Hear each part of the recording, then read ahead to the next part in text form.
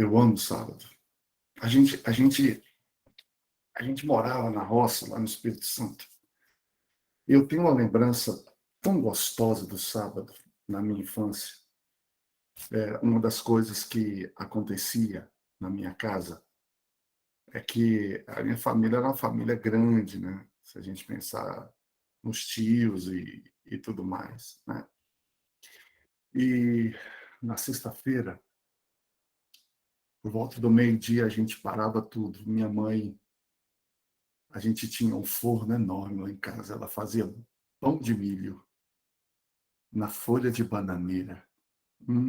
Aquilo era bom. Com banana dentro. Ela fazia uns pães de milho sem banana e com banana. Eu preferia com banana, adorava comer aquilo. Amava. Aquele gostinho da bananeira assada, da folha da banana junto, aquilo era top demais. E minha mãe fazia também uns negócios que a gente chamava de maluco. Maluco eram uns biscoitos de polvilho que a gente tudo fazia em casa. Maluco porque ele não tinha formato. Aí a gente, cada um vinha de um jeito, a gente chamava de maluco. E aí a mesa era posta com pão, né? Esses malucos, bolacha, biscoito. E aí a gente, era o pôr do sol. A família vinha lá do 15, era um lugar que ficava perto da casa da gente. E eles vinham cantando de longe. A gente escutava. Tinha um hino que era antigo, ele falava: junto ao trono de Deus preparado a um lugar. Acho que é assim: junto ao trono de Deus preparado a um lugar, ó fiéis, para ti. E eles iam cantando isso em vozes.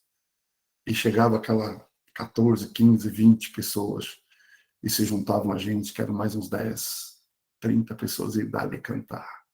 Parecia um coral. E aí vinha vizinho. Quanta gente batizou? Só ouvindo a gente fazer o pôr do sol. Como é que não vai amar o sábado, né? É muito gostoso a gente pensar nisso, né? Que bom que nós temos o sábado para descansar, para adorar, para exaltar e glorificar o nosso Deus. Antes de nós abrirmos a Bíblia nessa manhã, vamos orar mais uma vez? Nosso Deus e nosso Pai, o dia vem amanhecendo. Daqui a pouco o frio vai embora e o sol toma conta do dia. O Senhor quer a nossa justiça, o nosso sol, possa tirar o frio do nosso coração e aquecer a nossa alma. Nós vamos abrir tua palavra agora, Senhor. Estamos fazendo isso em nome de Jesus. Aquele mesmo Espírito que inspirou teus servos, os apóstolos, profetas, a escreverem esse livro que nós tanto amamos, possa, Senhor, iluminar a nossa mente agora. A tua palavra, ela é poderosa para restaurar, transformar, modificar estruturas neuronais que nós tanto precisamos. Conduza-nos, Senhor. Guia-nos na verdade. A tua palavra é a verdade. E nós pedimos que o Senhor abençoe a cada um que está junto aqui com a gente nessa manhã. Ó Senhor, nós estamos aqui porque precisamos. A nossa carência ela é absoluta, imperativa neste momento. O mundo está cada vez pior. Mas esse mundo precisa da gente. Precisa do que temos, do que o Senhor nos deu.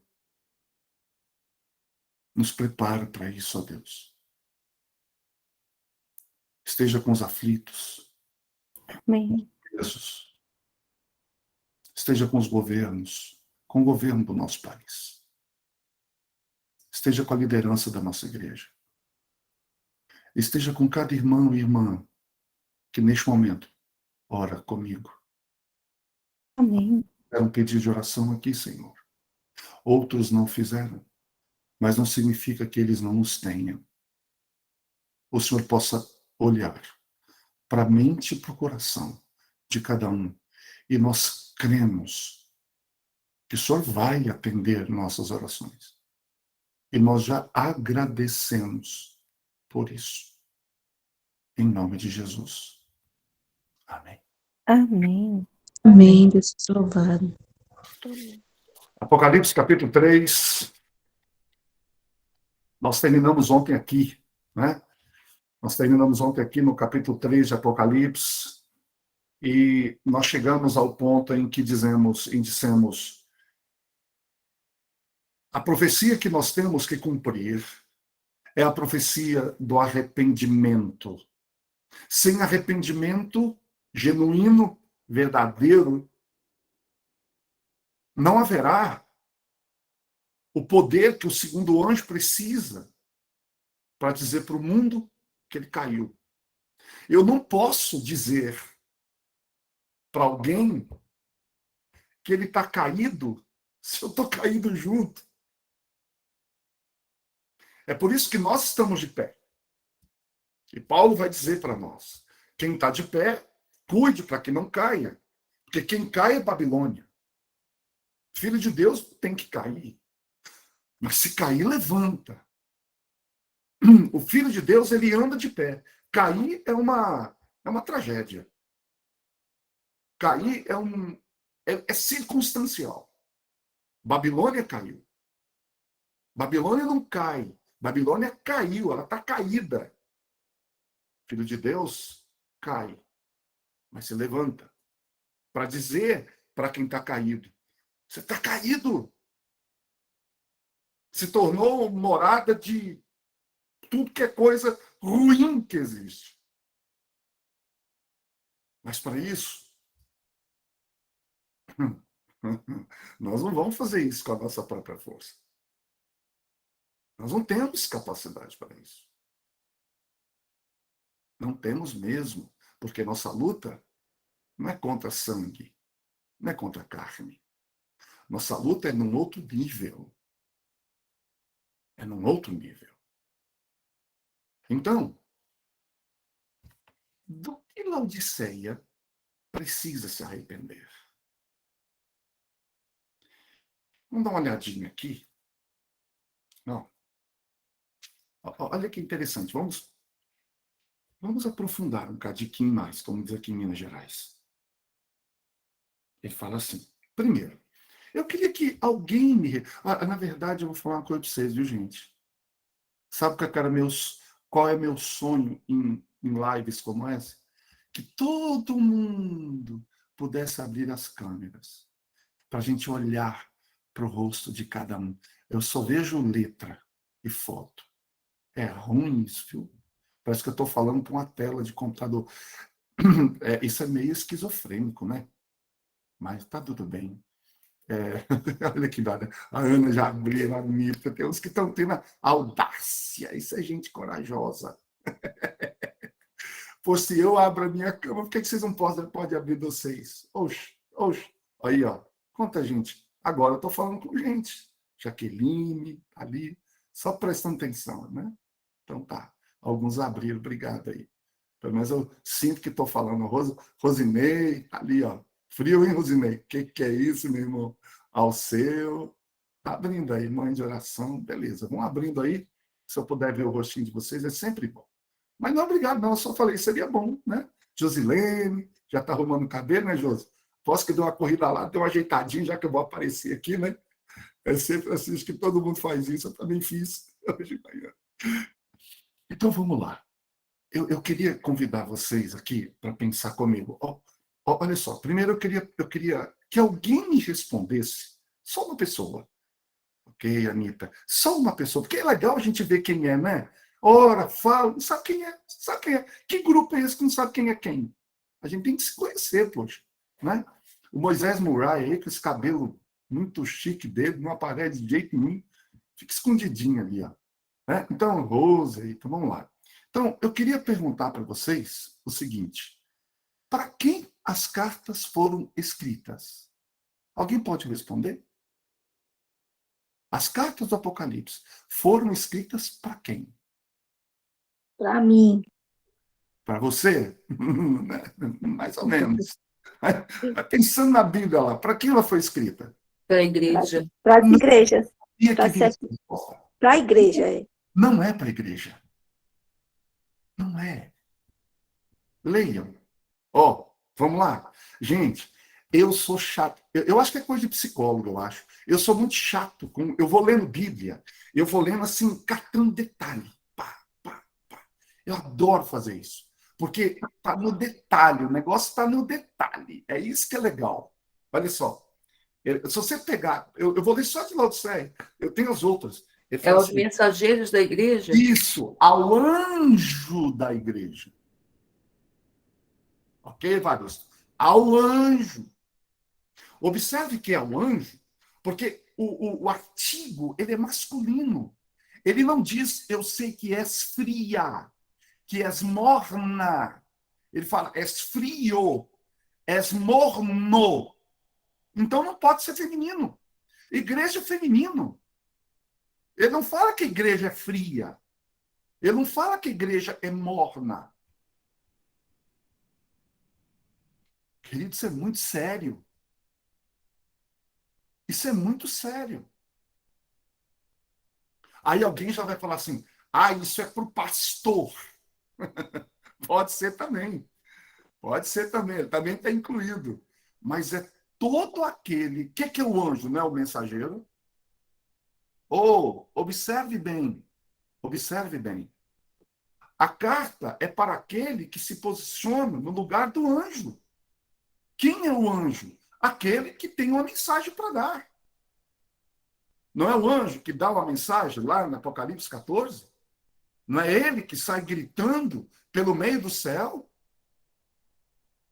Então, esse anjo de Laodiceia, ele é morno. Ou seja, ele tem uma mensagem morna. Ele tem uma vida morna.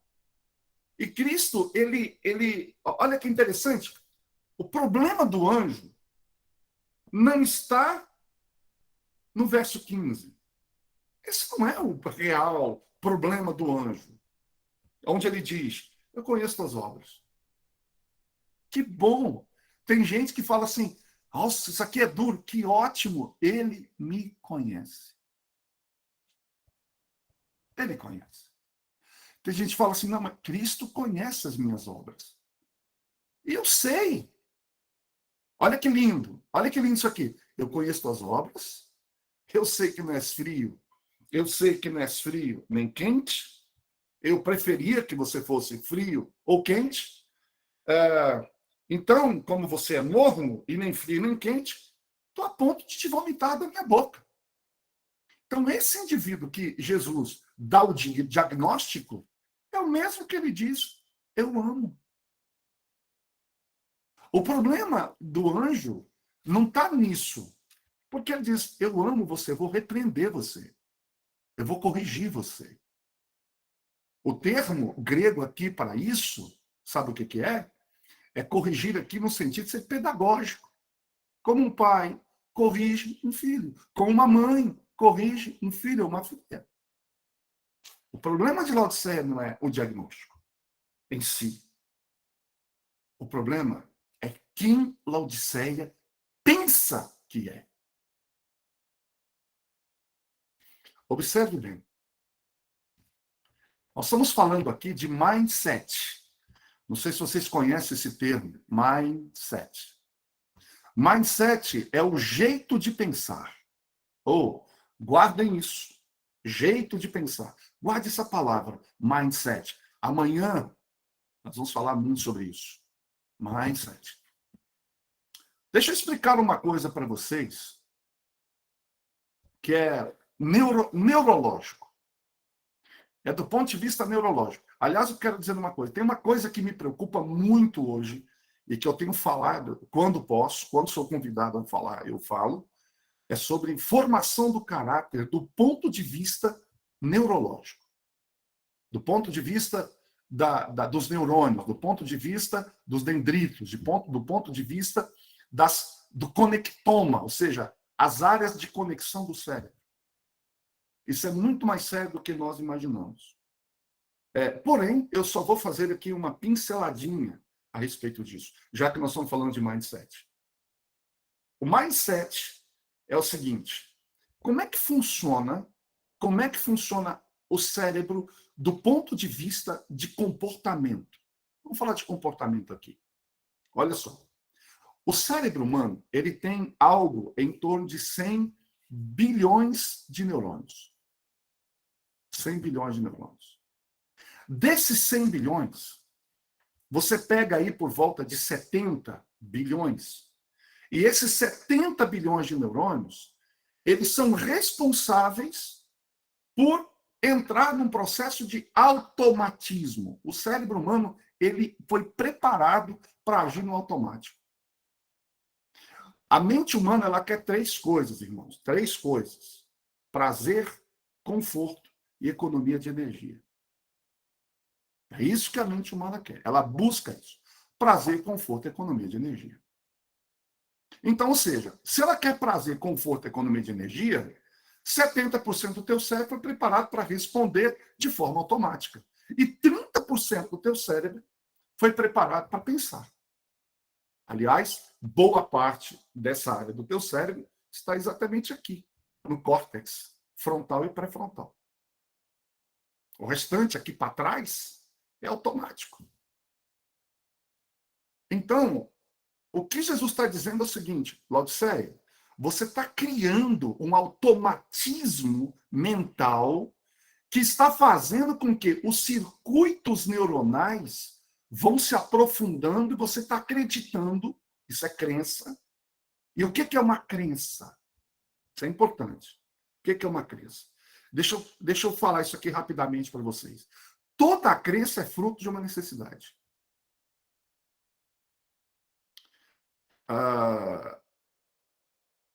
Ok.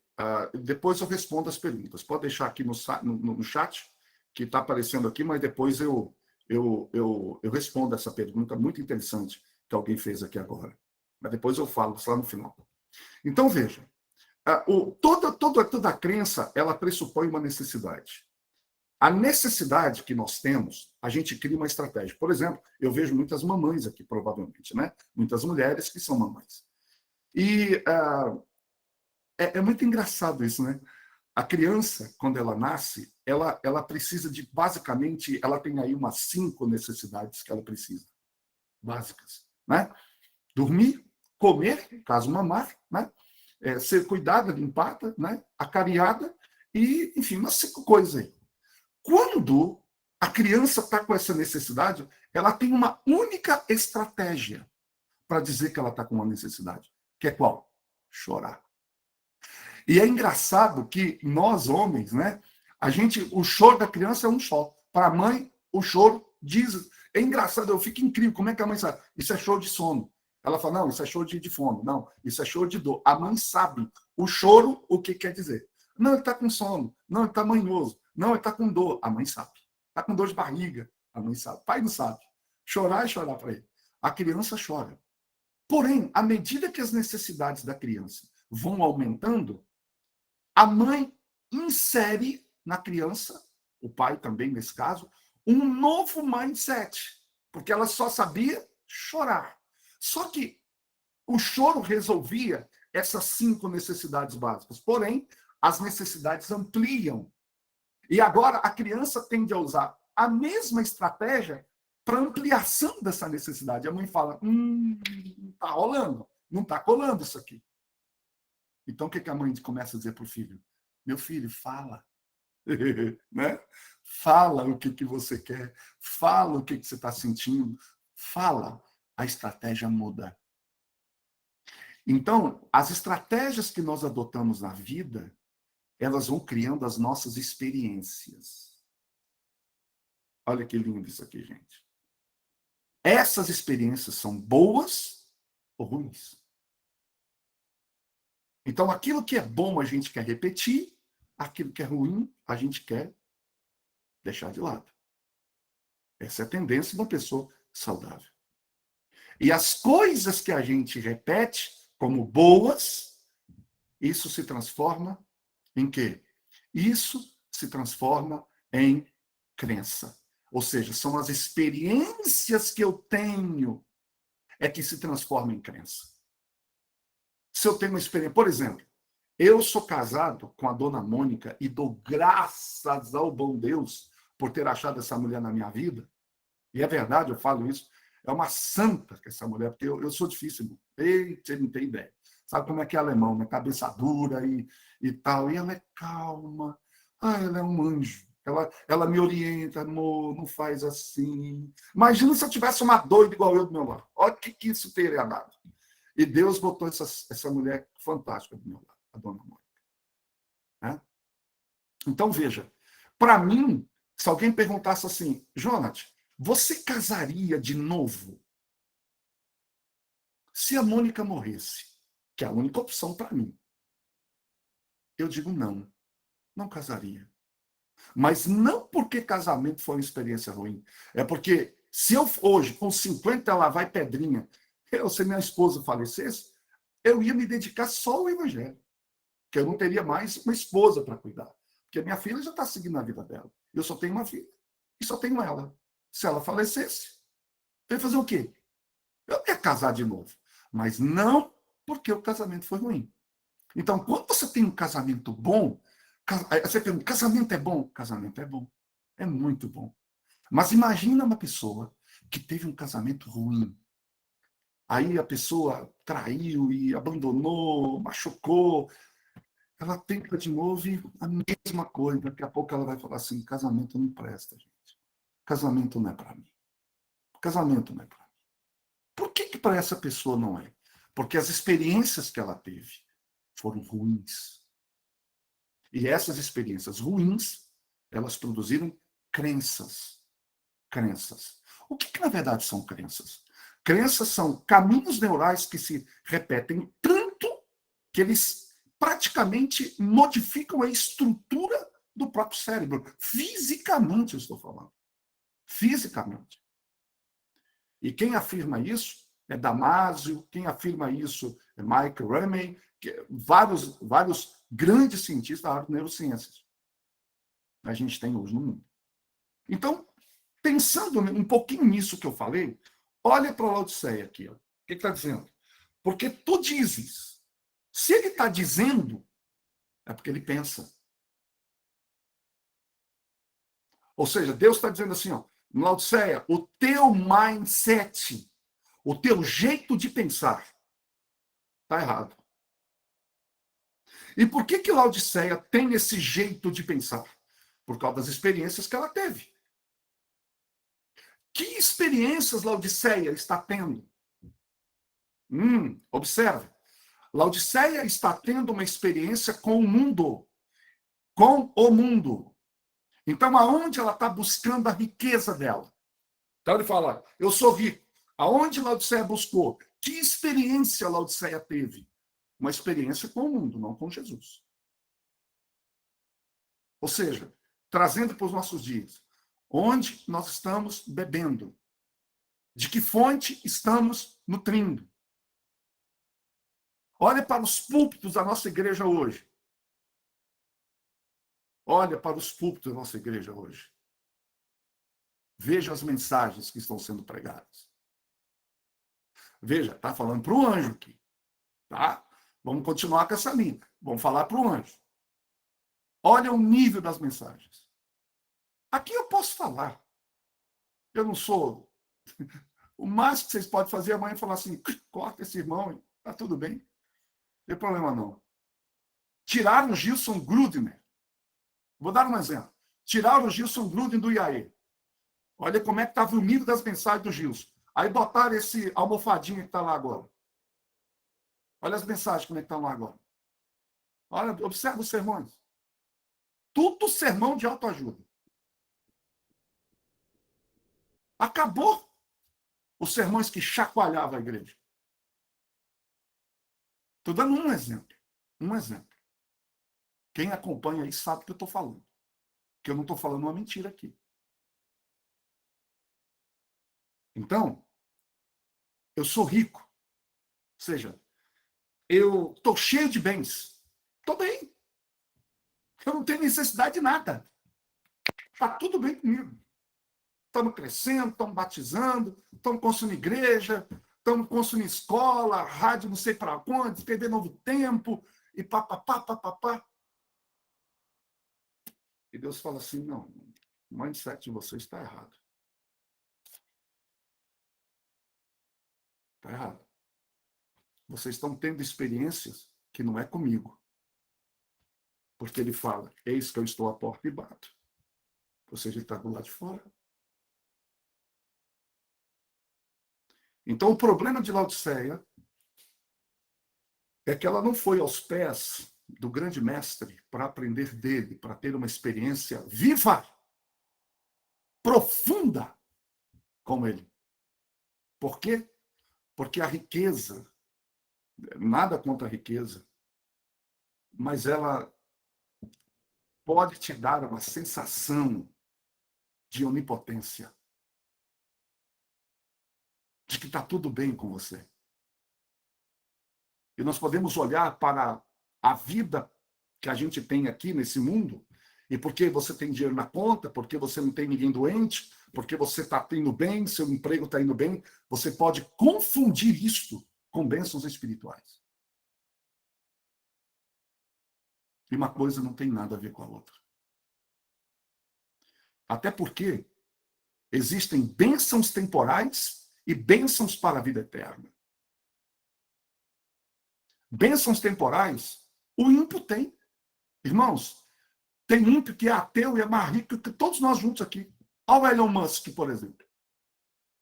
O cara mais rico do mundo. Nem crê em Deus. Deve viver uma vida de luxo. Olha o Neymar. Olha o Neymar. Olha o Cristiano Ronaldo. O Messi. Vocês acham que esse cara devolve dízimo? Lembra do drama do Asaf? Quando ele entra na igreja, que ele consegue entender o que acontece com o ímpio, quando ele entra no templo. Então, a pergunta que faz assim, do que a igreja precisa arrepender? Por que eu e você, nós, precisamos nos arrepender? Bem, eu vou deixar esse assunto agora de lado e eu vou para um lugar que vocês vão falar, esse psicólogo está doido. Pode ser que eu esteja. Eu aceito o diagnóstico. Mas vamos lá para Jonas. Hoje é sábado, hoje pode demorar um pouquinho mais. Aliás, tem que se preocupar, né? A hora que as pessoas... Eu vou demorar um pouquinho mais hoje, irmãos. Vou gastar um pouquinho mais de tempo. Vamos lá para Jonas. Eu não vou aqui, eu estou entendendo que eu estou falando aqui para, né? Como diz lá na roça, tudo cabra criado na igreja, né? Isso aqui todo mundo já conhece. Eu só quero trazer o caso de Jonas aqui, porque vocês vão ver o link que eu vou fazer com isso que a gente estava falando agora. Vocês vão perceber isso aí com muita clareza. Todo mundo conhece a história de Jonas, né? Deus manda Jonas ir pregar em Nínive, ele não vai, em vez de ir para um lugar, vai para o outro. Ele não gostou muito da ideia de ir lá pregar para os ninivitas, por razões pessoais. E aí foi jogar na água, o peixe engoliu e tal. Essa história. Essa parte da história nós já conhecemos. Porém, eu quero trazer para vocês uma visão diferente, uma visão, vamos dizer assim, está nascendo o sol aqui na minha cara, mas está bonito demais. Está lindo demais. Olha só, esse Jonas que eu quero falar aqui, esquece o Jonas agora um pouquinho. Eu quero falar sobre o capitão do navio. Tá? Vamos falar do capitão. Poucas pessoas... eu, como psicólogo, eu gosto de olhar todos os cenários, todos os vieses, todas as possibilidades. E a gente só... Né, Neuza? Às vezes a gente só olha para o Jonas. Né, Jaqueline? A gente olha para o Jonas lá. Esquece que tem um capitão lá naquele navio. Ele não quer dizer nada? Hein, Rosinei? Não quer dizer nada, Elisa? Claro, esse capitão tem que nos ensinar alguma coisa, Ana. Rose. Ingrid. Tá vendo que eu estou chamando quem está olhando para mim, né? Está interagindo aqui comigo. Então, veja, vamos lá. O capitão está lá no navio dele, feliz da vida, um empresário, né? Ele tinha uma empresa de transporte, pegava coisas do ponto A e botava no ponto B. Produtos e pessoas. Esse cara era um empresário, ele era um empreendedor, ele tinha 3 recursos para cuidar. Recursos humanos, financeiros e técnicos. O que eram os financeiros? Trigo, cevada, centeio, aveia, azeite, que ele carregava no navio. O Evaristo. Abraço, amigão. Você também, viu? O Evaristo estava aqui chateado. Mas já é só falar, meu irmão, que eu falo com o seu nome também, tá, querido? Então, ele falou assim, esse capitão tinha essas 3 coisas para cuidar. Eu fico imaginando ele ali, olhando, né? O navio sendo carregado e tal, aquela coisa toda. E ele, entre passageiros e mercadorias, no meio daquela gente se esgueirando ali, Jonas entra para dentro do barco. Guarda isso. Navio fechado, carga fechada, pá.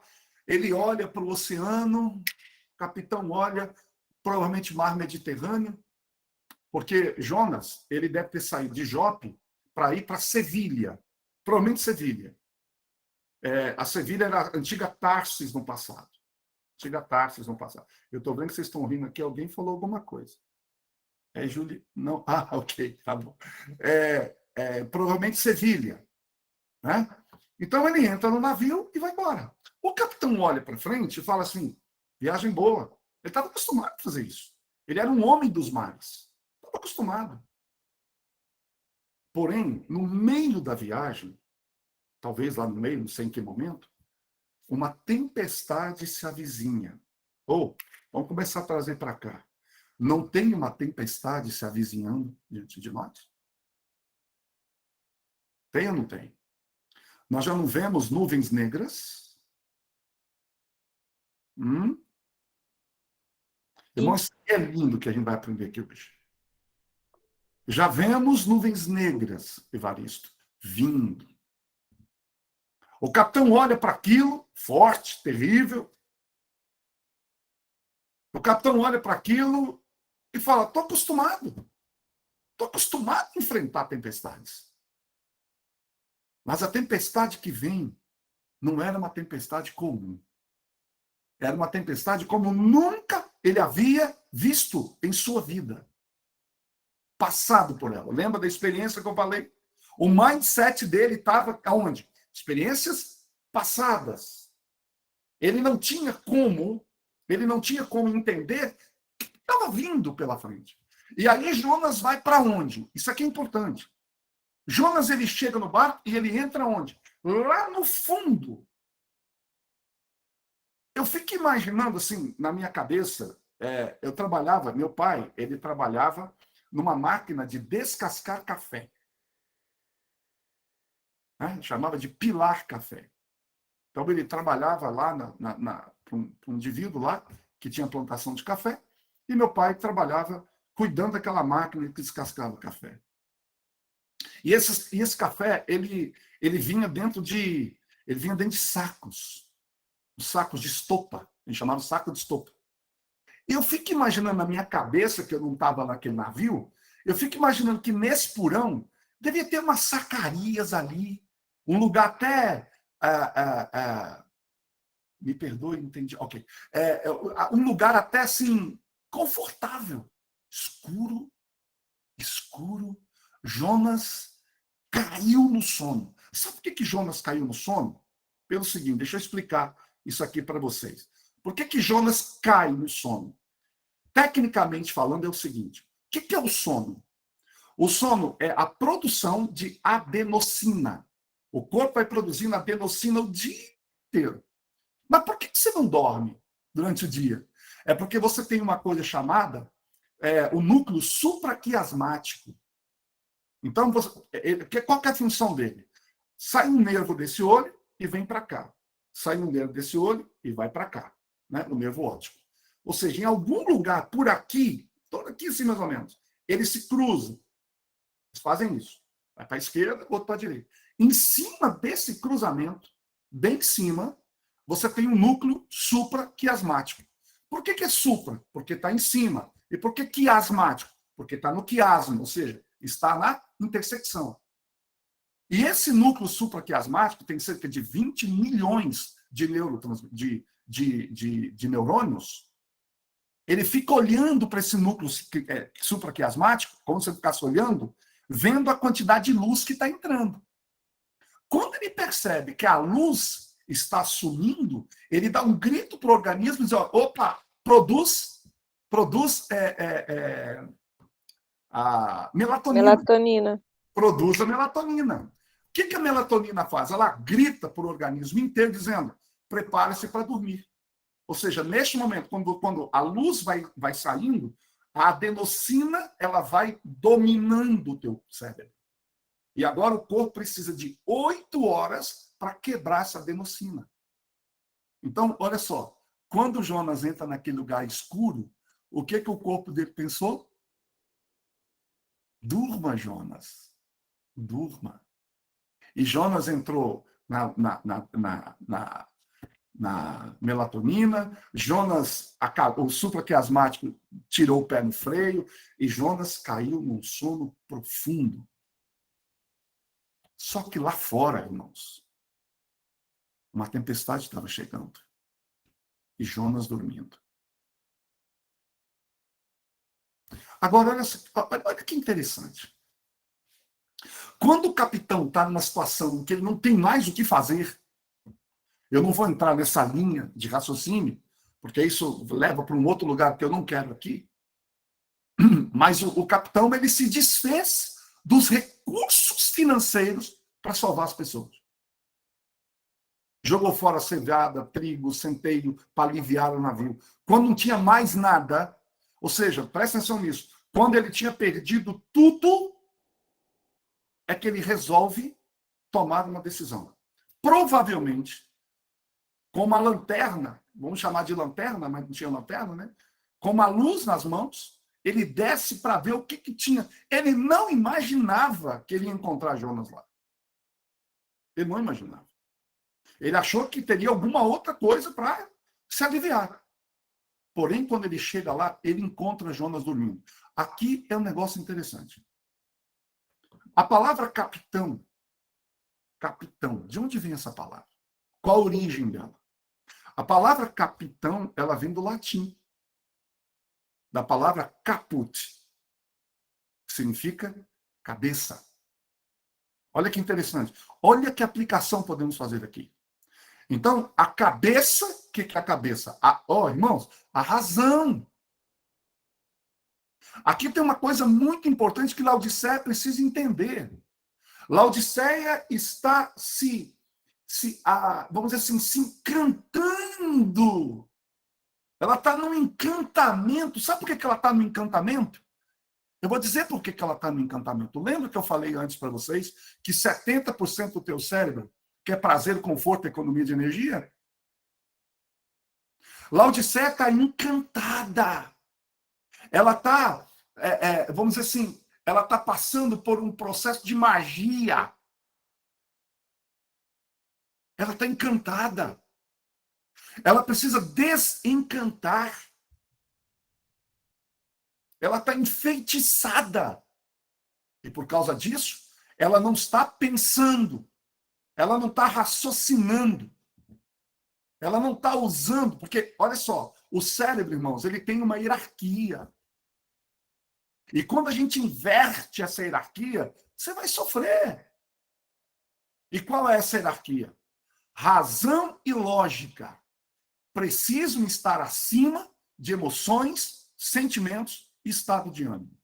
E eu nem vou falar aqui, porque esses dias atrás eu fiz um fim de semana inteiro numa igreja aqui de Belo Horizonte, chamada Progresso, falando sobre a diferença entre emoções e sentimentos. As pessoas confundem isso muito. E uma coisa não tem nada a ver com a outra, apesar de estarem interligadas. Então, ou seja, o capitão, ou seja, a razão, o caput, a lógica, entra para entender o que está acontecendo lá dentro. Olha que interessante. E ele acha Jonas dormindo. Eu pergunto para vocês, qual era a causa da crise que aquele barco estava passando? A causa da crise, o capitão, o tempo inteiro, achou que estava fora. E esse é o problema de Laodiceia. Laodiceia acha que o problema dela está fora, quando o problema dela está dentro. Ela está preocupada com a tempestade que está vindo, quando ela não está percebendo que tem um Jonas dentro dela. Irmãos, a nossa preocupação não é com a tempestade. Ela virá. O que Daniel fala? Daniel 12:1. Naquele tempo, qual o tempo? O tempo dessa tempestade. Vai se levantar Miguel, o grande príncipe e defensor do seu povo. Ele vai defender a gente. Então, deixa a tempestade vir. Que venha. A preocupação nossa não é com a tempestade, é com Jonas, que está dormindo dentro de cada um de nós. Deixa eu dizer uma coisa para vocês. O capitão, que é a cabeça, que é a razão, o que eu estou dizendo com isso? Olha o que o capitão, a razão desce no fundo do porão com uma luz na mão. Lâmpada para os meus pés é a tua palavra e luz para os meus caminhos. Quem é que tem que descer no fundo do porão da nossa alma? A luz da palavra.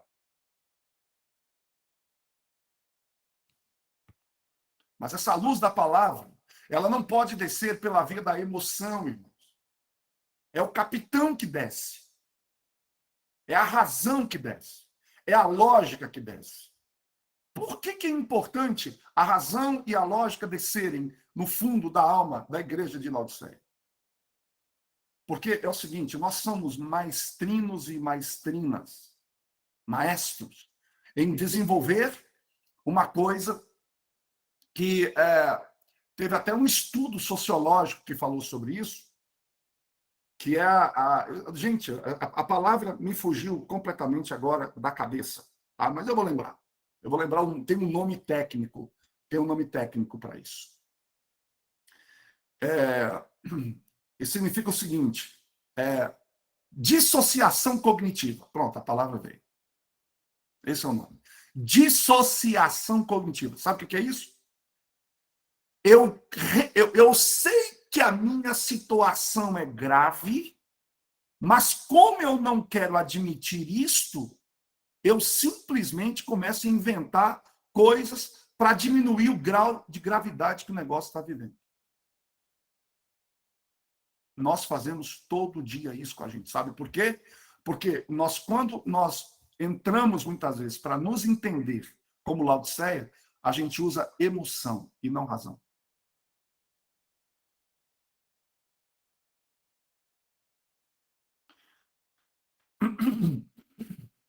O que a razão faz? A razão acorda Jonas. Desperta Jonas. Mas não só desperta Jonas. Leva Jonas para o convés. E mostra a Jonas a encrenca. Queridos, aqui tem um negócio para a gente pensar. O que acontece com a maioria de nós quando alguém mostra para nós os nossos erros? Já percebeu isso? Nós atacamos o capitão. Você percebeu isso? Quando o capitão desce para nos mostrar, para nos acordar um Jonas que está dentro de nós, a gente ataca o capitão. Mas você faz isso, mas você faz aquilo. Nós atacamos a Bíblia. Sabe como é que nós atacamos a Bíblia? Eu vou te dizer. A gente não diz assim, mas a Bíblia... Não, você não fala, mas é a Bíblia. Aí sabe o que você faz? Você fala assim, quando digo você, gente, meus irmãos, não é você aqui, é você no sentido genérico. Você fala assim, mas isso tem que ser... Isso tem que ser entendido dentro de um contexto. Tá vendo como é que é? Quando Ellen White aponta, ela, mas isso foi no tempo dela. O que a gente está dizendo? A gente está, ao invés de entrar com a razão, a gente está entrando com a emoção, nos protegendo. Queridos, vai aqui um recadinho agora do psicólogo. Agora eu vou falar como psicólogo. Não proteja o seu ego, ele não é seu amigo. Ele não é seu amigo. Pelo contrário, é o seu maior inimigo. É aquele que sentou no trono onde Deus deveria estar. E a restauração do ser humano, na essência, é isso. É Deus sentar no trono onde eu se encontro agora.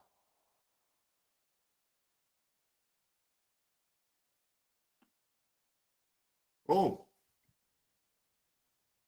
capitão demorou jogar aquele Jonas para fora do barco.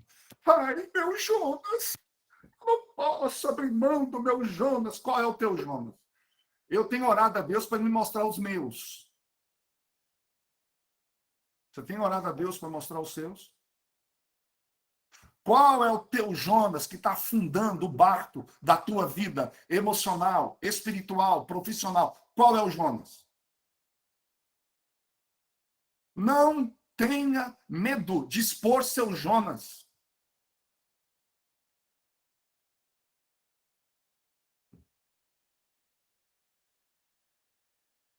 Não tenha medo de jogar Jonas para fora do barco.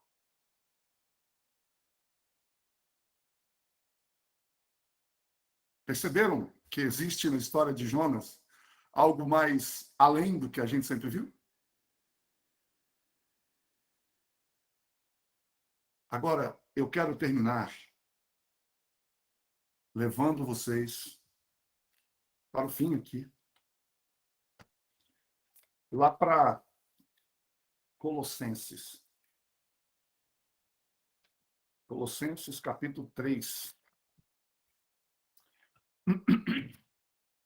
Colossenses, capítulo 3.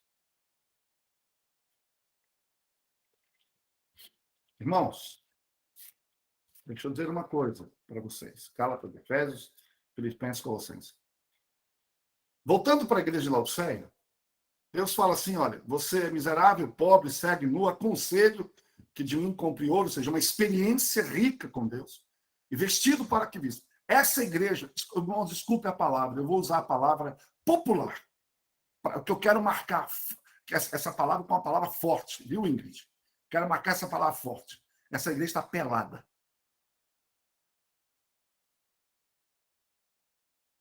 Nua. Só que eu já quero adiantar. Graças ao bom Deus. Essa igreja, no capítulo 20, se não me falha a memória, está vestida de branco. Está claro? Essa igreja está nua lá.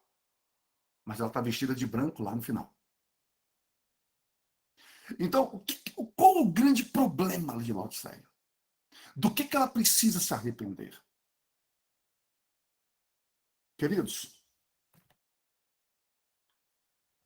Laodiceia se tornou autossuficiente. Orgulhosa. Cheia de si. Está enganada, enganada, enganada. Enganada. Totalmente enganada. Perdida. Cheia de justiça própria. Então eu quero pontuar que tem uma coisa que a Laodiceia ainda não entendeu. Ela precisa entender isso. Então vamos lá. Quer ver? Por exemplo, justificação. Laodiceia não tem problema com isso. Nós entendemos muito bem esse negócio. Justificação é um ato da soberania de Deus que ele me declara justo sem eu ser. Simplesmente que eu criei no Filho dele. Eu criei no Senhor Jesus. Eu sou justificado. De uma forma muito simples, eu explico assim. A Bíblia diz assim, bem-aventurado aquele que tem seu nome escrito no livro da vida de quem? De quem? Do Cordeiro. Então não existe um livro da vida, da minha vida. Existe um livro da vida do Cordeiro. Por que são bem-aventurados que têm o seu nome escrito no livro da vida do Cordeiro? É simples.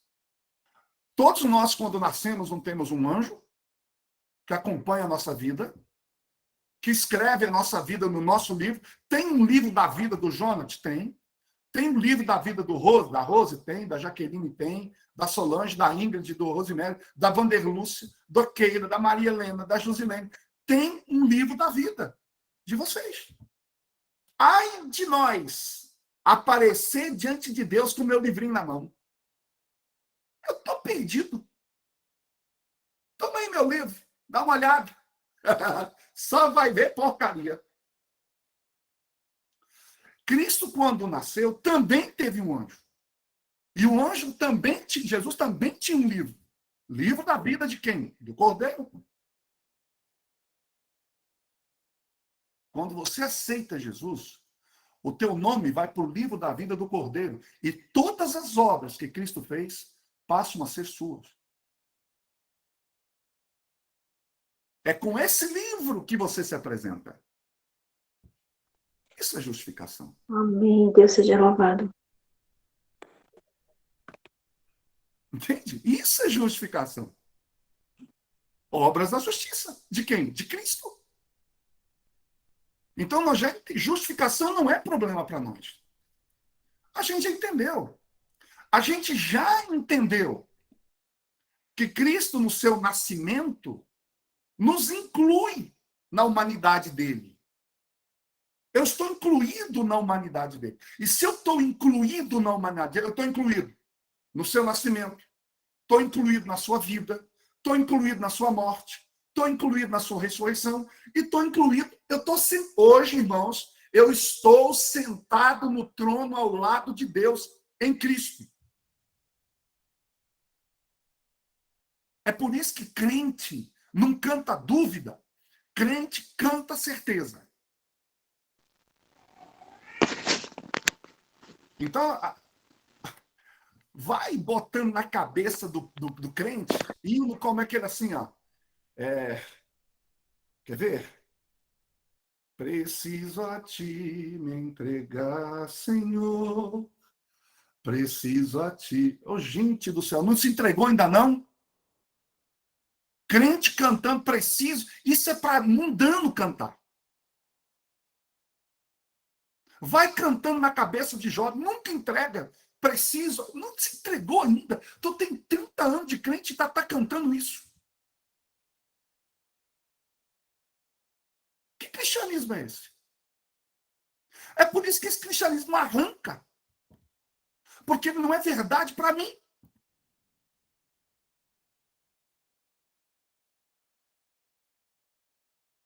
Agora, o que crente canta? Ele canta assim: que segurança sou de Jesus. Eu já, tudo no presente, ó. Que segurança sou agora de Jesus. Eu já desfruto, sei que herdeiro sou de. Olha só, coisa linda. Arrepia. Não tem espaço para apostasia aqui. Agora canta. Preciso a ti me entregar, Senhor. Me ajuda aí, ó. Que teologia é essa? Laodiceia precisa entender isso. Mas isso é justificação. Isso está resolvido. Agora, glorificação. Problema também não. Isso Deus vai fazer. Sabe onde a gente emperra, querido? Onde Laodiceia emperra? Santificação. É aí que o negócio emperra. Sabe por quê? Porque a gente fala assim, a obra de justificação é pela fé. Deus opera. A glorificação Deus fará, mas a justificação eu tenho que fazer alguma coisa. A santificação eu tenho que fazer alguma coisa. Não, senhor. A santificação também é pela fé. Que esse é o tema de amanhã. Amanhã nós vamos entrar fundo nesse negócio. De um jeito que eu acho que vocês ainda não viram. Numa visão do reino. Mas eu quero deixar aqui para vocês as evidências. Vou começar lá no final. Lá no end. Vou lá para o end agora. Eu vou deixar aqui as evidências da santificação na vida de uma pessoa. E aqui, irmãos, eu vou ser muito cauteloso ao dizer o que eu vou dizer. E espero que os irmãos tenham amor para comigo agora. Tá? Por favor. Por favor. Antes de mais nada, eu acho que eu creio em tudo que vocês creem. Eu não creio diferente, não. Só que eu quero dizer uma coisa. Lembra do Jonas? Lembra do Jonas? Tem gente, irmãos, que está preocupada em ir para o campo. Tem gente que está preocupada com o tamanho da saia. E aqui para nós. Não estou dizendo que não deva ir, nem estou dizendo que não deva se vestir bem. Não é isso. Não me interpretem mal, por favor. Eu não sou contra isso. Eu sou contra em ficar só nisso. Achar que fui para o campo, estou usando a roupa, não vejo televisão, blá, blá, blá, blá, blá, blá. Não, não, não, não, não. O buraco é mais embaixo. Olha o que Paulo fala. Quer ver? Ó? Colossenses 3. Diz assim: mortificai, portanto, os vossos membros que estão sobre a terra, a fornicação, a impureza, a afeição desordenada, a vil concupiscência, a avareza, que é a idolatria. Colossenses 3, 5. Pelas quais coisas vem a ira de Deus sobre os filhos da desobediência, nas quais também andaste em outro tempo quando vivias nelas. Então, Paulo está dizendo o seguinte: parece que tem dois estágios aqui. Quando eu olho para dentro da igreja hoje, irmãos, assim, sendo bem sincero com vocês, assim, em linhas gerais, eu não vejo ninguém em fornicação na igreja em linhas gerais. Tem, como havia em Coríntio.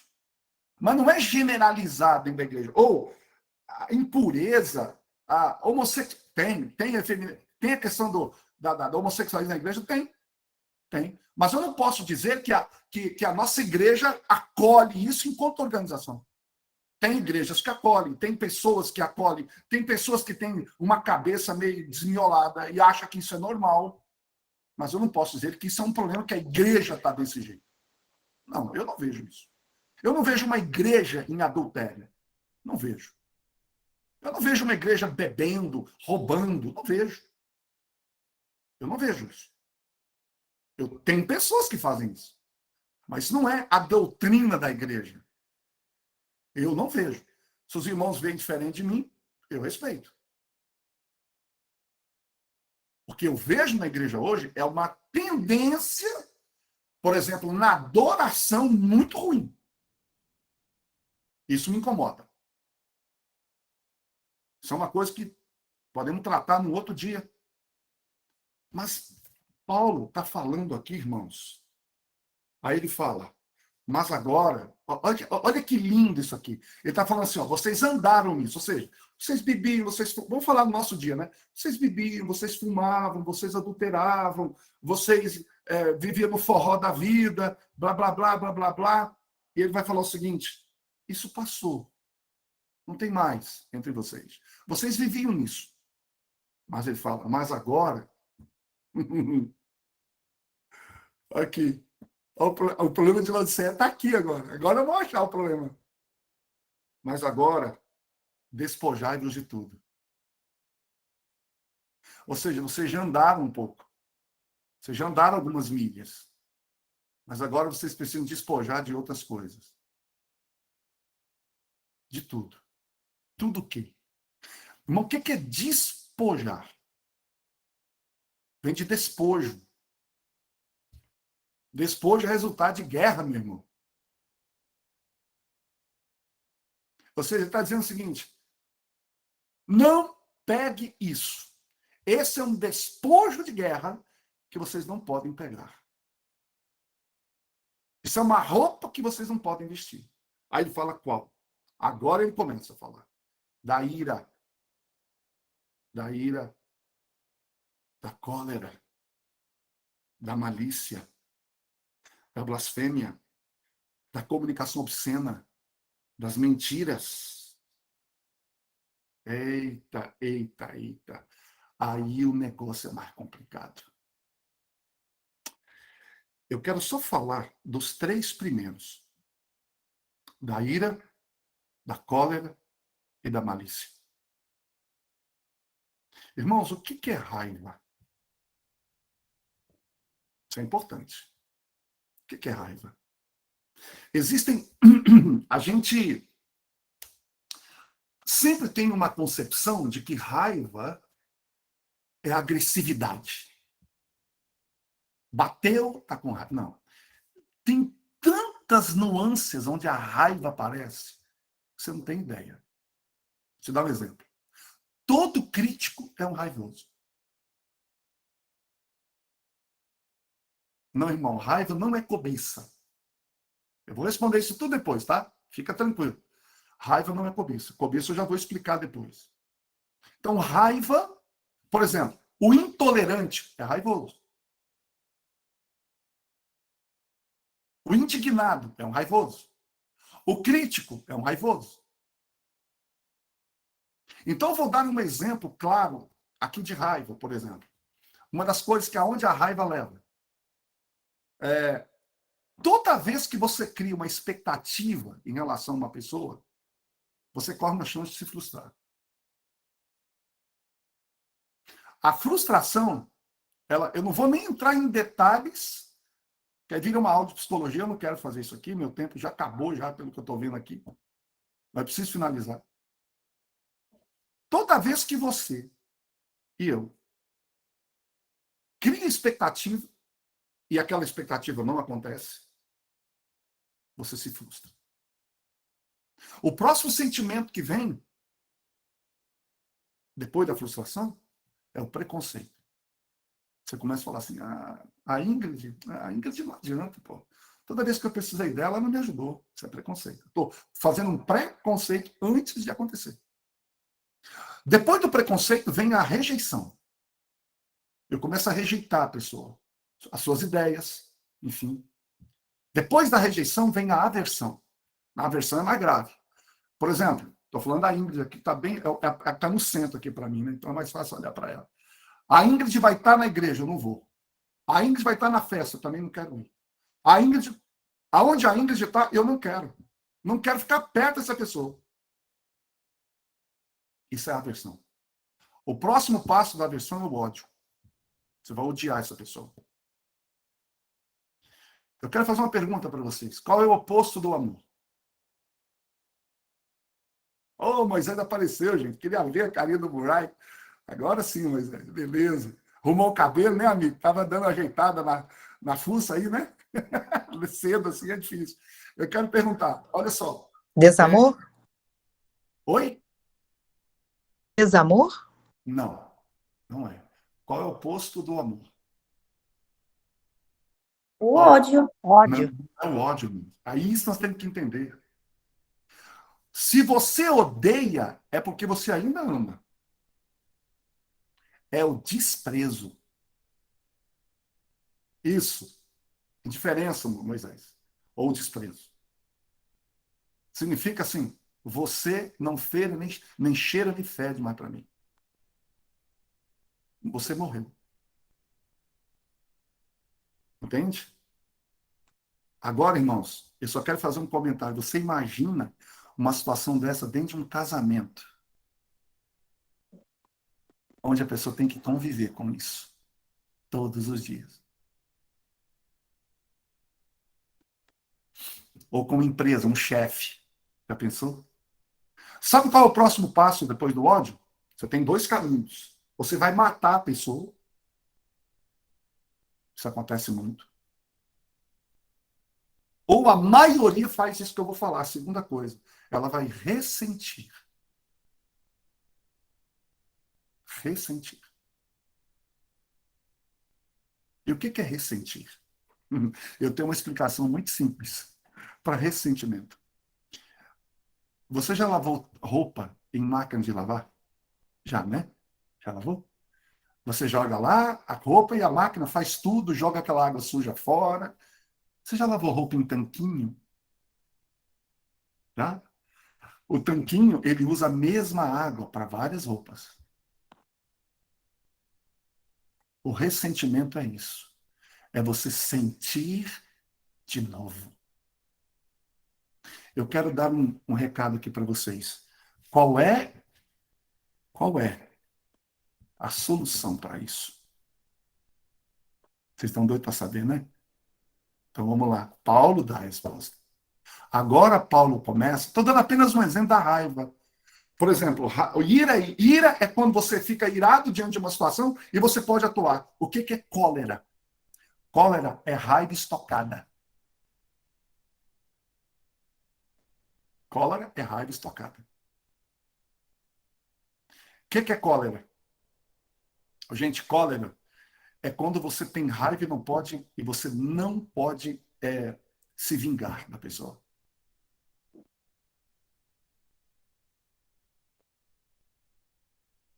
Que também é muito parecido com rancor. Só que rancor tem uma outra origem. A origem do rancor é senso de justiça que não pode ser feito. O rancoroso, ele sempre vai se sentir injustiçado. Isso é rancor, que também é raiva. Percebe?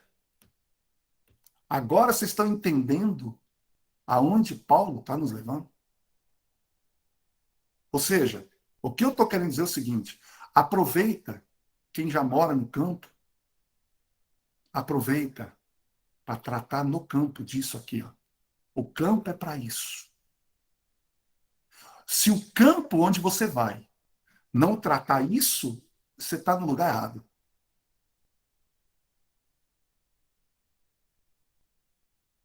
O que adianta estar no campo e não perdoa? Então vamos lá? Vamos ver Paulo. Agora vamos lá. Paulo, agora no verso 12, 3:12 de Colossenses, ele fala: revesti-vos, pois. Lá ele fala despojai daquilo. Agora, revestir disso. O que ele está falando? Tira toda essa roupa do guarda-roupa e põe outra roupa no lugar. Que roupa você vai pôr no seu guarda-roupa agora? Aí ele começa a dizer: revesti-vos como? Olha que coisa linda Paulo está dizendo. Revesti-vos como. Ele não está dizendo do que nesse primeiro momento. Ele está falando como. Ou seja, já que vocês são assim, revesti-vos como eleitos de Deus, santos e amados. Meu querido, olha o que Paulo te chama. Eleito, santo e amado. Tá bom para você? Tá bom para você? Eleito significa ele me elegeu. Ou, na urna Deus botou meu nome, eu fui eleito. Santo. Existe dois tipos de santo, irmão. Capítulo 3:12 de Colossenses. Existem dois tipos de santo. O santo posicional e o santo processual. De que santo Paulo está falando aqui? O santo posicional, não processual. Santo no sentido de separado. Então você foi eleito, você foi separado e você foi amado. Então, ele está dizendo, revesti-vos como alguém que é isso. Olha que nobreza Deus quer dar para a gente. Olha que sujeito nobre. Lembra que Laodiceia está nua? Olha do que Laodiceia precisa se vestir, queridos. Aí ele fala.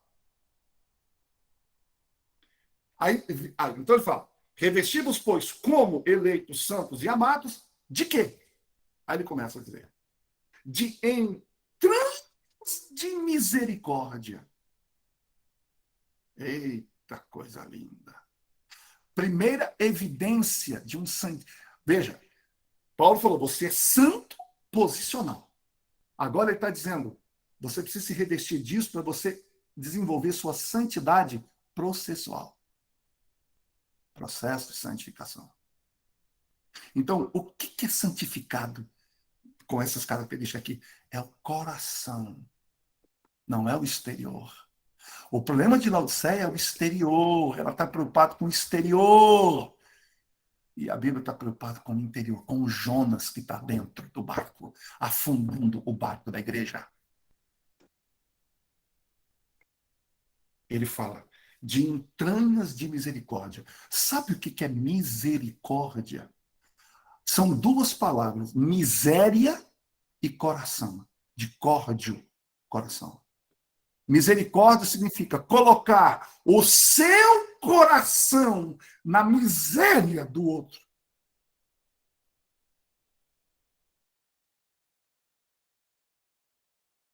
É olhar para aquele que cai. É olhar para aquele que está falhando, para aquele que está errando, com misericórdia. E aqui, irmão, sabe o que eu vejo muitas vezes entre pessoas que se dizem da verdade presente? Eles sentam o cacete no povo. Isso é verdade presente? Se essa for a verdade presente, essa eu não quero, não. Porque Paulo está dizendo para você... Veja, irmãos, aqui nós precisamos colocar 3 palavras antes de alguém me casquetar aqui. Não tem problema com isso, não. Eu já aprendi a apanhar a vida toda, desde o meu pai que me batia. Olha só. Existe uma diferença entre compreender,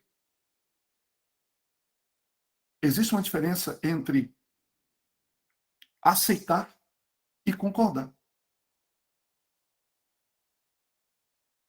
Tá? Eu não preciso aceitar os erros, mas eu posso compreender. Eu não preciso e nem devo concordar com os erros que acontecem, mas eu posso compreender. Deixa eu te falar uma coisa. Eu odiava meu pai. Meu pai foi um homem duro. Me bateu tanto, tanto, tanto, tanto na vida. Eu, com 5 anos, 6 anos de idade, perdão, eu fui trabalhar numa serraria para ajudar a minha família. Porque a gente passava necessidade. Eu não podia brincar na rua. Meu pai me batia. Eu odiava meu pai até o dia que eu entendi isso. Que eu não precisava concordar com o que ele fez. Nem aceitar. Mas eu podia compreender aquele homem. Um homem que perdeu o pai quando tinha 12 anos. Nunca estudou direito. Passou uma vida sofrida. Apanhava de chicote que batia em cavalo. Foi criado fora do evangelho. Como não compreender? Como não amar? É olhar para aquele homem e colocar o teu coração de misericórdia nele. Paulo está falando que essa é a primeira característica do santificado. Que é a segunda? De benignidade. Isso é outra palavra. Benigno é diferente de bondoso. Tem gente que confunde benigno com bondoso. Benigno é um amor ativo. Bondoso é um amor passivo. Ele é bom, mas o benigno não. O benigno, ele vê alguém em necessidade e ajuda. Ah, mas eu não tenho. A viúva pobre não tinha, ela deu tudo. Sem querer. Mas eu estava vendo um pedido de socorro, de ajuda do Silverino Kill para o IAG.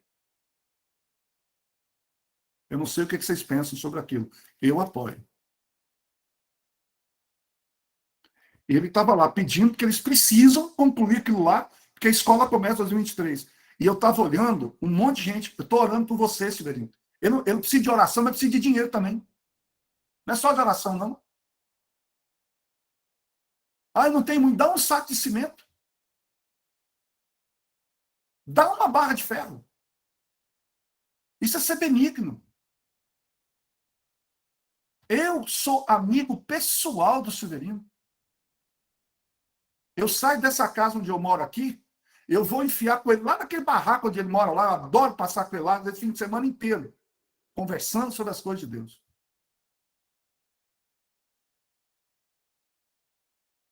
Aquele homem, irmãos, não casou de novo.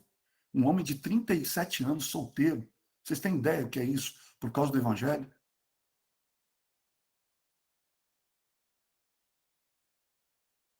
Vocês têm ideia do que é isso?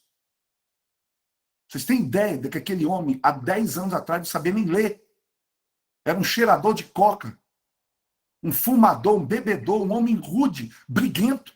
Aí você vê aquela criatura ali agora. Criatura no jeito carinhoso de falar. Vai falar que não tem Deus nessa história? Ah, me ajuda aí. Então, ser benigno é isso. O que mais? Humildade. Olha, primeiro é entrante misericórdia. Que é colocar o teu coração na miséria do outro. Como Cristo fez conosco. A segunda é ser benigno, um amor ativo. O que você está precisando? Está aqui, ó. Terceiro, humildade. O que é humildade? Assim, bem resumido, é não se sentir superior a ninguém. Ponto.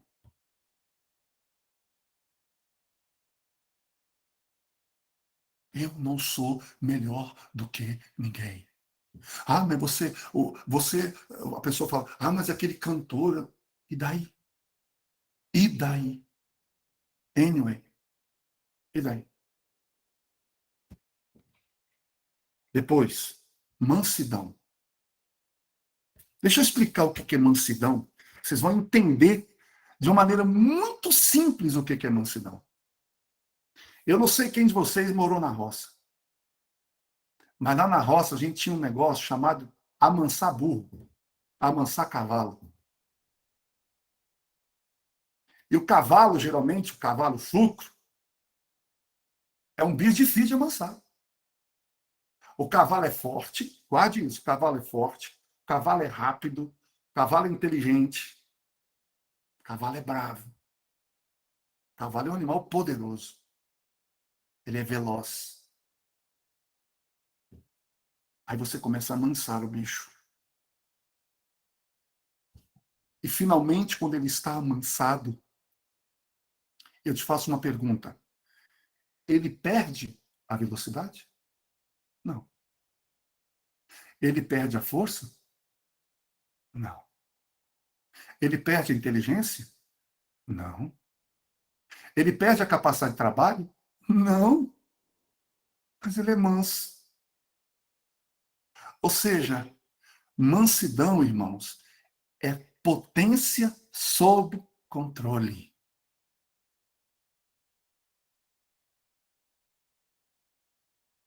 É isso. Ser mansidão é se colocar completamente ao controle de Cristo. Porque você já se despojou dessa ira. Amanhã eu vou falar mais disso. Eu deixei só, eu dei umas pinceladas. Amanhã já vou aprofundar nisso aqui. Entenderam o que é mansidão? Potência sob controle. Aí ele fala assim, longanimidade. O indivíduo que está em processo de santificação, ele é longânimo. Sabe o que é longânimo? Lá na roça, a gente tinha uma coisa chamada estilingue. Eu não sei como é que vocês conhecem esse instrumento. Alguns chamam de seta, outro fisga. Tem um monte de nome para esse negócio. Mas a gente... Oi? Bodoque. Não, bodoque... Tiradeira. Não, atirar de baladeira, né? Bodoque é diferente. Bodoque é um arco, parecendo uma flecha, só que ao invés de você atirar uma flecha, você atira uma pedra. Né? São duas cordas, é diferente. Bodoque é outra coisa. A seta é um V e tem uma borracha que sai. Né? Então, olha só, a gente fazia isso no passado com borracha de câmara de bicicleta, que ela era mais maleável. Porém, depois, baladeira, a Hilda falou aqui, porém, depois, veio aquelas borrachinhas de fazer, de prender no braço para sangue e tal, para tirar sangue. A gente fazia com aquela. O que é longanimidade? Longanimidade é o seguinte, a ideia é você puxa aquela borracha até não poder mais. Longanimidade, sabe o que é? É puxar mais um pouquinho e segurar. Vontade de dar uma setada na cabeça desse sujeito. Mas você não dá. Isso é ser longânimo. É ter longo ânimo para com aquela pessoa. E ânima vem de alma. Ou seja, em outras palavras, é ter uma alma longânima, que não se vinga imediatamente. Vou dar uma chance. É aquele indivíduo que a Ellen White fala, se tiver que errar, erre por misericórdia. Entendeu onde está Laodiceia? O problema? Vai vindo aí. Laodiceia não é longânima. Queridos, não, eu não tenho tempo para falar disso. Eu não vou entrar nisso, porque senão a gente vai ficar até 10 horas aqui. Mas eu não vou falar disso aqui. Eu vou continuar aqui. Eu queria falar de um assunto, mas deixa para lá. Suportando-vos uns aos outros. O que é suportar? Suportar não é aguentar gente chata, não. Não é isso que ele está falando. Sabe o que é suporte? É dar suporte, é dar o ombro, é dividir a carga. Suportar aqui é dar suporte. Dividir a carga. Olha aqui, perdoando-vos uns aos outros. Oh, meus queridos, eita coisa. Eita coisa. Eu vou ser sincero, irmão, nesse item perdoar, eu precisava de 2 horas agora para falar só disso. Mas ele não tem esse horário. Eu só quero te dizer uma coisa. O que é o perdão? Lembra que eu falei que o ódio você mata o ressente? Então, eu vou te explicar. Perdão é você abrir mão do ressentimento.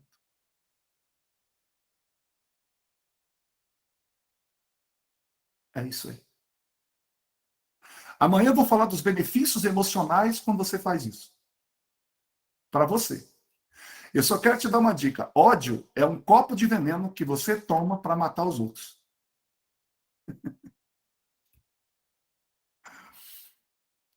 O perdão te beneficia mais do que o outro.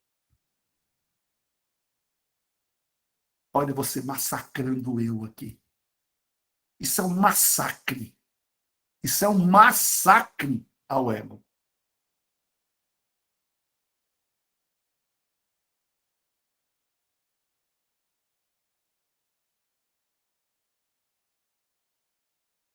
Agora, verso 14. Falei do perdão, só vou falar isso. Perdoar é uma decisão que você toma. Não é sentimento. Perdoar não é sentimento. Perdoar é uma ação. Você decide perdoar. Eu já digo o seguinte, eu prefiro viver em estado de perdão. Sabe o que é viver em estado de perdão? É você dizer assim, você já está perdoado antes de você fazer alguma coisa contra mim, você já está perdoado. Só que a Bíblia fala uma coisa, que o perdão, quando alguém te ofende, para a pessoa, para o indivíduo, ele, para ele se sentir perdoado, tem que haver arrependimento. O indivíduo se arrepende, Jesus fala isso, em Marcos. Se alguém pecar contra ti e se arrepender, perdoa. Para que o modelo humano também se replique no modelo que é de Deus. Se você se arrepender, Deus te perdoa. Mas o que eu estou falando de perdão aqui é do ponto de vista interno, entenderam agora? Eu vivo em estado de perdão interno, ou seja, eu estou sempre disposto a perdoar. Eu não vou ficar carregando isso comigo. Não vou.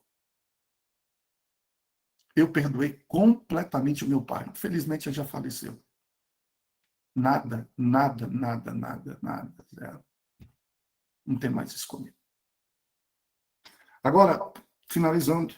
E sobre todas as coisas, revestido do amor, que é o vínculo da perfeição. Ah, meus queridos, vou te perguntar uma coisa. O que é vínculo?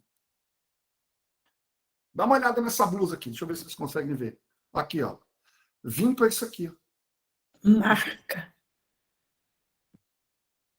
Sabe o que Paulo está dizendo aqui? Que nesse vestido que ele manda você vestir, tá? Que é qual vestido?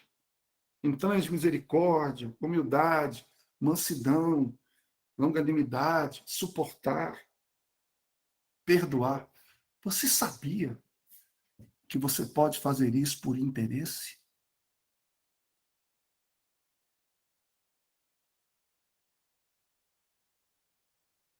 Você sabia que você pode fazer isso de forma não genuína? É por isso que Paulo agora está dizendo, isso tudo que eu falei antes tem que estar conectado com amor.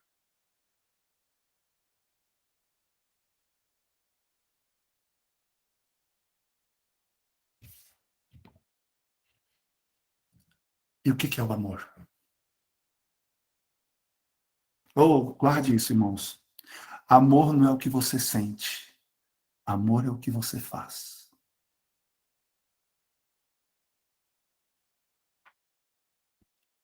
Paulo, em Coríntios 13, diz, o amor é paciente. O amor é benigno. O amor é. O amor é. E aí, Jesus fala, amai-vos uns aos outros como eu vos amei. Amarás o teu próximo como a ti mesmo. Sabe o que eu já ouvi muito por aí? Eu dou risada. Risada de nervoso, né? O pessoal fala assim, primeiro você tem que se amar. Como é que você vai se amar? Como é que você vai amar alguém se você não se ama? Isso, o nome disso não é amor, não, irmão. O nome disso é egoísmo. Me amar primeiro, para depois amar os outros. Jesus não estava falando isso aqui. Não era isso que Jesus estava falando. Então, eu vou explicar o que é esse amor que Jesus está dizendo. Vou perguntar a vocês aqui que estão me ouvindo agora. Os 50 heróis aqui, até agora. Olha só. Você já ficou chateado com você mesmo? Ou você mesmo? Já? Mãe Elisa, a senhora já ficou... acho que a senhora, o Evaristo falou, já ficou chateadinha? Moisés, já Já. ficou? Né? Jaqueline, já ficou chateada com você? Né? Já ficamos, né? Nesse dia, você chegou em casa e disse assim, ô bandido, hoje você não vai jantar, tá? Eu tô chateado, olhando pro espelho, tô chateado com você. Não vou te dar banho, não vou escovar seus dentes, você vai dormir sujo, com fome, porque eu te odeio. Você fez isso? Não. Você ficou chateado com você, mas você continuou cuidando de você. Amor é isso. O amor, ele não nega o sentimento. Eu tô com raiva, tô chateado, tô triste, tudo certo. Deus te fez assim. Mas você continua tendo atos de amor, apesar de estar assim. Eu vou dar um exemplo assim bem claro. Pode ser que nesse momento tenha alguém nessa sala que teve ou tem uma pessoa que magoou, chateou, machucou muito. Mas o amor continua servindo. Entende? Entende? Aquele amor pregado na cruz, as mãos arrebentadas, os pés dilacerados, o corpo destruído, e olhando para baixo, dizendo: Pai, perdoa-lhes, porque eles não sabem o que estão fazendo. Isso, o amor, é quando seu marido te magoou e você faz um mimo para ele. Mas você não está com raiva de mim? Tô, mas eu te amo. Está aqui, seu suquinho, que você tanto gosta. Isso é botar brasa na cabeça. Irmãos, este é o mindset de Deus. O mindset de Laodiceia é outro. O que eu estou querendo dizer é o seguinte: a verdade presente, ela precisa invadir mais do que o exterior. Ela precisa invadir o interior. Quando houver este arrependimento, esse entendimento de que é dentro que está o problema, aí você vai olhar e falar assim: Deus, eu não dou conta de tirar isso aqui. Por favor, entra e vem cear comigo. Por que você acha que Cristo está batendo na porta? É porque o lado de fora de Laodiceia está ok. Ele quer resolver o que está dentro. Ele quer implantar a ideia de um reino dentro. E Paulo continua: e a paz de Deus domina em vosso coração. Irmão, você sabe quando pecou, a paz desaparece. Quando você está em paz, você sabe que está bem com Deus. A palavra de Cristo habite em vós ricamente.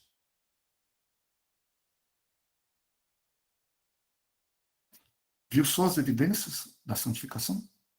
Entrange de misericórdia, benigno, humilde, manso, longânimo, suportando, perdoando, amando, a paz reinando e a palavra habitando ricamente na gente.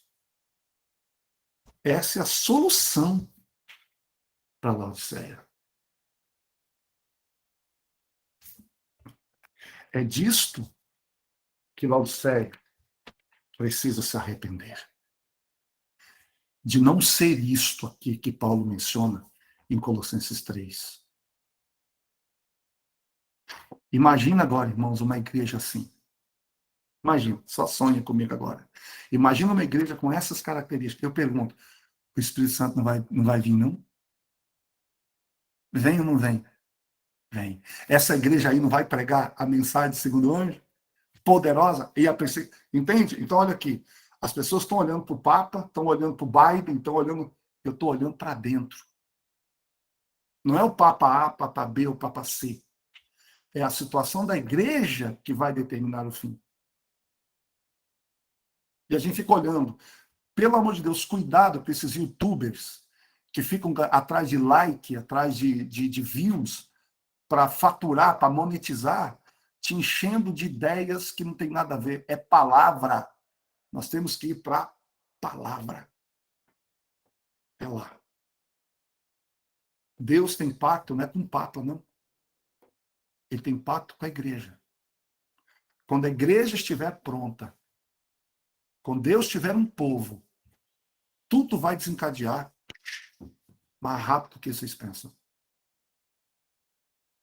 Então, qual é a prova cabal que eu quero que Jesus volte? É quando eu estou disposto a permitir que isso aconteça na minha vida. Eu quero tanto que isso aconteça na minha vida. Porque eu sei que quando isso acontecer, ele vai voltar. Entende? Ele vai voltar. Porque ele precisa de um povo preparado. Entende? Esse é o milagre que a gente precisa. Então, ir para a roça, se não for com esse propósito, você está só criando problema para sua cabeça. Porque lidar com terra, gente, não é fácil, não. Eu vim da roça, eu sei como é que é. É duro. Você vai só se desgastar. E é por isso que tem gente que vai, desiste e vai embora. Por quê? Porque o propósito dele está errado. Ele está indo para o mato para fugir da perseguição que ainda nem começou. Meu amigo, você tem que ir para a roça para que lá você tenha tempo, mais tempo, para tratar disso, desse Jonas que está aí dentro. Para aqueles que estão indo. E para aqueles que não estão, o tratamento tem que ser o mesmo, só que vai ser mais difícil. Então, queridos, amanhã, então, nós vamos falar sobre como Cristo quer implantar, qual que é a ideia que Deus tem. Amanhã vai ser lindo, estou doido para chegar amanhã. Amanhã nós vamos falar disso. Eu também. Eu espero que no dia de hoje, eu falei demais, vocês viram, eu falei 1h30. Mas eu falei, eu ia falar mais, porque hoje o tema, eu precisava falar para deixar tudo armadinho para o dia de amanhã. Deus abençoe a todos, que Deus possa fazer com que essas virtudes, tá? Essas virtudes que do Espírito Santo, que amanhã nós vamos tratar mais disso, possam ser uma realidade em nossa vida. Tá? Ok? Amém. Vamos orar? Amém. Pai, Senhor, Pai, nós te agradecemos em nome de Jesus por esses momentos que aqui juntos passamos. Tua palavra foi lida, tua palavra foi estudada. E agora, Senhor, que o teu Espírito faça a obra na mente de cada um de nós. Em nome de Jesus, amém. Amém. Bem. Amém. Maravilhosa, poderosa mensagem. Edivaldo, Oi. aí vamos fazer o seguinte, você começa atendendo aí o pedido do chat, vamos ver se vai dar tempo aí para os pedidos das mãozinhas levantadas, mas começa pelo do chat. Eu só quero responder aqui, por gentileza. O Evaristo perguntou, raiva é cobiça? Não, não é. Deixa eu explicar uma coisa. Amanhã eu vou falar um pouco sobre caráter, mas deixa eu só explicar uma coisa, por exemplo. Cobiça é eu querer o que é do outro. Na ganância, eu quero só para mim. Na inveja, eu não quero que o outro tenha ou seja mais do que eu. Na ambição, eu quero sempre mais. Então, cobiça é eu querer o que é do outro. Pode ter raiva envolvida? Pode não. Tem. Ou seja, o cobiçoso também é um raivoso. Mas você perguntou se raiva é cobiça? Não. Mas existe raiva na cobiça, existe raiva na inveja, existe raiva na ganância. Tá? Mas amanhã eu vou explicar por que a gente sente raiva. Né? A raiva é oriunda de um outro sentimento, que é a origem de toda essa coisa aí. Tá? Então, eu só queria responder essa pergunta do Evaristo. Bom dia, irmão. Bom dia. Como é que eu faço para assistir do início, que eu entrei já no finalzinho? Eu já respondi. Primeiro, para ouvir do início, irmã, entra às 5 da manhã. Acho que está gravado, irmão. Está gravado aí em algum lugar, tá? Alguém deve estar gravando e a senhora pode assistir desde o Já começo. respondi aí no chat. Tá bom, querido. Vou olhar. Vê se tem mais alguma pergunta, Edivaldo. Jaqueline. Eu queria só tirar uma dúvida. Você falou que a mensagem foi para o anjo, ou seja, para o mensageiro, tá? Sim. Mas quando ele bate a porta da igreja ou ele quer atingir os mensageiros apenas? Ô, Jaqueline, eu entendo o seguinte, que a igreja de Laodiceia, ela é uma igreja de anjos, né? Todos nós somos Ela mensageiros. se torna morna por causa das mensagens que ela recebe. Exatamente. Então, eu entendo o seguinte, que quando ele bate na porta do coração da igreja, é mais do que simplesmente bater na porta do coração de um indivíduo. É bater na porta de todo um sistema que está ruim, que não está legal. Né? Ele quer entrar dentro da nossa teologia, ele quer entrar dentro da nossa doxologia, ele quer entrar dentro da nossa, vamos dizer, da maneira como nós pensamos enquanto igreja. O que E tá o incrível é que ele não pede para ninguém sair. É isso aí, ninguém. Ele quer entrar e modificar e se relacionar com a pessoa. Exatamente. Dentro de Laodiceia, não é para ninguém sair. Isso eu tenho muito cuidado. É isso mesmo. Não tem negócio de sair, não, irmão. É ficar aqui dentro até o fim. Tem disso. E aí um detalhe importante, né? Laodiceia está como está porque pensa errado. Eu comentei isso muito claramente aqui. O modelo mental de Laodiceia está errado. Quando ele fala, eu bato a porta do coração, o que ele está dizendo? Eu estou batendo a porta do seu entendimento, da tua mente. Eu quero entrar dentro da tua mente, eu quero modificar a maneira como você me vê, a maneira como você vê o evangelho. E é isso, quando isso modificar, você vai ter uma mente transformada. É o que Paulo vai dizer em Romanos 12, né? Mas transformai-vos pela renovação da vossa mente. Que essa renovação, ô Jaqueline, só Cristo pode fazer. Agora, como ele faz isso? Através da sua palavra. É por isso que leitura, oração, pregação, ação, nós precisamos disso. A gente está falando muito hoje em dia e fazendo muito pouco. Verdade, verdade. Obrigada. Na sequência, tem o Jael. Jael pode ligar o microfone e depois a Aparecida liga o microfone dela. Depois do Jael. Acho que é Jaelson, né?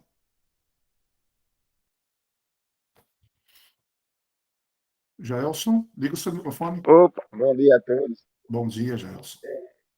Na verdade, eu liguei aí sem querer a música, porque Beleza, então. estava muito baixo, o áudio aqui está saindo muito baixo. Aí eu não estava conseguindo ouvir bem. Aí tive que encostar o celular na orelha e acabei ativando aí a mãozinha. Oi. Tá bom, então. Então, Aparecida, na sequência, Aparecida.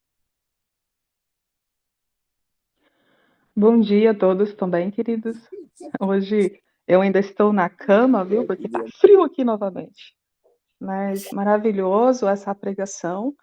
E realmente, desde quando eu cheguei na igreja em 2017, vocês conheceram um pouquinho da minha história na quinta-feira, né? E que se observa é que Laodiceia realmente está, assim, cheia de arrogância, cheia de egoísmo, cheia de prepotência, cheia da sua justiça própria. E isto é o dardo inflamado do inimigo nos corações, nos nossos corações. E tudo isso que o irmão falou é uma realidade que está diante de nós. Por isso que a nossa igreja é tão dorminhoca, né? E isso me causou tanta angústia, e eu chorei tanto para Jesus. Mas aos poucos, dentro do livro de Espírito e Profecia, a gente vai ganhando conhecimento e entendimento sobre todas essas situações. E precisamos acordar, né? Só que eu entendo que em algum momento vai acordar, como o irmão disse, né? Ela é vista vestida de branco lá no futuro. Então, eu creio que pregações como estas, elas têm que ser levadas lá para a nossa liderança, né? Nossos líderes têm que participar destes eventos, porque os nossos líderes hoje, eles estão muito envolvidos nesse sistema por essa arrogância, por essa prepotência, por um espírito de crítica terrível. E isso faz com que os corações, né, dos que observam e dos que seguem se tornem assim também. E eu quero agradecer a vocês, né, primeiramente a Deus por ter me trazido aqui e também por essa pregação de hoje de manhã, que ajuda, de certa forma, cada um de nós a se autoanalisar, a olhar para dentro de nós e a compreender que muitas vezes o nosso coração está cheio de arrogância, cheio do dardo inflamado do inimigo, e nós estamos sendo dominados por ele, não por Cristo, e estamos achando que estamos cheios do amor de Jesus, quando na verdade estamos cheios dos dardos do Satanás no coração. E isso é sério. E eu me deparo com irmãos adventistas que choram por causa disso, irmãos adventistas que saem da igreja, que têm um coração cheio de desejo de sair da igreja e não voltar nunca mais por causa disso, porque quando um inflamado, né, olha para o outro que está numa situação de injúria, e ao invés de lançar amor e misericórdia, eles lançam olhares de desprezo e de tristeza. Isso é terrível. E eu sofri isso na minha carne. Eu sofri isso na minha pele quando eu entrei na igreja. Eu passei por uma situação muito embaraçosa,